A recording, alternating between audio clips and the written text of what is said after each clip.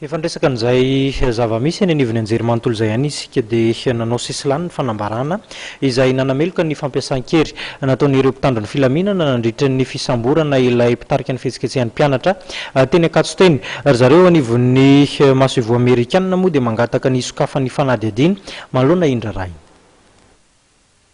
Ny maso ivoa amerikanina dia manohana ny zon'ny mpianatra anao fitakiana anatin'ny fitoniana ary mahatsapa ihany koa ny andraikitry ny fitondram-panjakana amin'ny fiantohana ny filaminana. Ho an'ny amerikanina dia miendrika fampiasan-kery tafahoatra no nataon'ny mpitandro filaminana sasany nandritra ny fisamborana ny mpitarika ny fitokonan'ny mpianatra Jean-Pierre Randrianamboarana. Ankasitrahan'izy ireo kosa ny fihetsika maneho fifehezan-tena sy fandraisana andraikitra nasehon'ny ampahany tamin'ireo mpitandro filaminana. Manantena ny maso ivoa amerikanina fa andray andraikitra ireo manam-pahefana ka hanao fanadihadiana lalina momba iny tranga iny hisoroana ny fiverenan'ny fampiasan-kery amin'ny fotoana isamborana olona.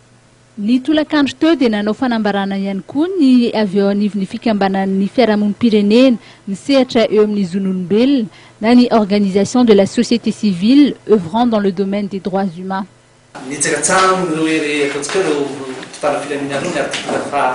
Varona la famorena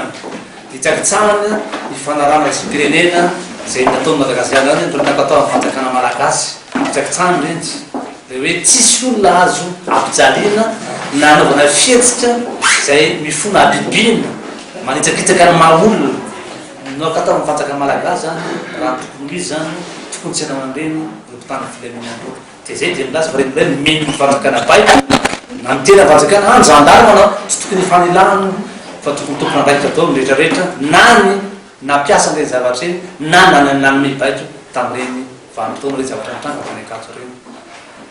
Raha tara aveo izy nareo mikôzakasany rapitsy mety marina ihany izy hoe ilay rapitsy satria raha tara loatra dia mety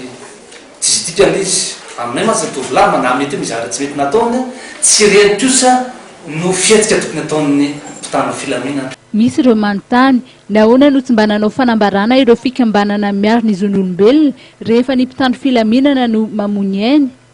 Reny mission io mitandro filaminana donc tsy maintsy miandry izy raha iandro ana tsy mety izy eo zavatra no tokony atao dia manamierika fa tsy hoe leo hoe tsy mety reny ataon'ireny olona reny fa asan'ny gendarme sy ny polisy mitandro filaminana raha manao an'izany asa zany ianao raha iandro ana mety ho sendra zany zavatra zany. Fa hoe milona le olona manao heritreritra manoloana amin'ireny fa ny teny hoe gendarme tokony ohatran'izao c'est leur mission régalienne, c'est leur mission régalienne, zay ny asa nomena azy, zay ny mission napetraka fanjakana aminy arova ny fiarahamonina ka atao fiarovana fiarahamonina izy no mitrano lavo malahelo ny rehetrarehetra manao an'izay zavatra zany nefa azatiny koa fa zay ny zavatra mitranga zany raha ankehitriny iresaka amin'izany isika. Na dia manameloka ny herisetra miasitra tamin'ny mpianatra izay nisamborina aza moa ireo fiombonan'ny fiarahamonim-pirenena dia tsy mananjo hitory izy ireo.